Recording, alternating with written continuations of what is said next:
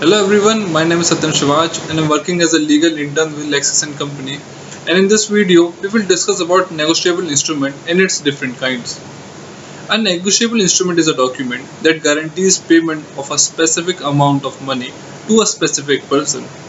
It requires payment either upon the demand or to a set time, and it is structured like a contract. Now let's see the feature of negotiable instrument. The term negotiable in a negotiable instrument refers to the fact that they are transferable to different parties. If it is transferred, the new holder obtains the full legal title to it. The non-negotiable instruments are, on the other hand, are set in a stone and cannot be altered in any way. Negotiable instrument enables its holder to either to take the funds in cash or to transfer to another person. The exact amount of the payer are promising to pay is indicated on the negotiable instrument and must be paid on demand or at a specified date. Like contracts, negotiable instruments are signed by the issuer of the document. Now let's see what are the types of negotiable instrument. There are many of the types of negotiable instrument. Their commons. One includes personal checks, traveler's check, promissory notes, certificate of deposit, and money orders. Let's start with personal checks. The personal checks are signed and authorized by someone who deposited money with the bank and specified the amount required to be paid, as well as the name of the bearer of the check. While technology has led to an increase in the popularity of online banking, checks are still used to pay a variety of bills. However, a limitation of using personal check is that it is a relatively slow form of payment and it takes a long time for check to be proceed compared to other methods.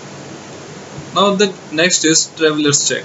A traveler's checks are another type of negotiable instrument intended to be used as a form of payment by people on vacation in foreign countries as an alternative to the foreign currency.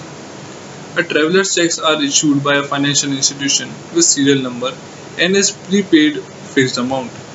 They operate using a dual signature system, which requires the purchaser of the check to sign once before using the check and the second time during the transaction. As long as the two signatures match up, the financial institution issuing the check will guarantee the payment to the payee unconditionally. With traveler's check, purchasers do not have to worry about carrying large amount of foreign currency while on vacation, and banks provide security for lost or stolen checks. With technology advancement in the last few decades, the use of traveler's check has gone into decline as more convenient way of making payment abroad have been introduced. There are also various security concerns associated with traveler's check, as signature can be forged and the check themselves can also be counterfeit. Today, many retailers and banks do not accept traveler's check due to the inconvenience with the transaction and the fees charged by the bank to cash them. Instead, traveler's check has been mostly replaced with a debit and credit card as a method of payment. Now, the next is money order. Money order are like checks in that they promise to pay an amount to the holder of the order. It is issued by a financial institution and government. Money orders are widely available but differ from check in that there is usually a limit of amount in the order. Money orders contain relatively little personal information compared to the checks with just the name and address of the sender and recipient and not any personal account information. International money orders are also a popular way of sending money abroad nowadays since money orders do not need to be cashed in other country of issuance. As such, they enable a simple and quick method of transferring the money. Then the next is promissory note. A promissory note is a document containing a written promise between the parties, that is one party which is a payer which is promising to pay the other party which is payee a specified amount of money at a certain date in the future. Like other negotiable instrument, promissory note contains all the relevant information for the promise such as specified principal amount, interest rate, term length, date of issuance and signature of the payer. The promissory note primarily enables individual or corporation to obtain financial from the source other than the bank or financial institution. Those who issue a promissory note becomes lenders.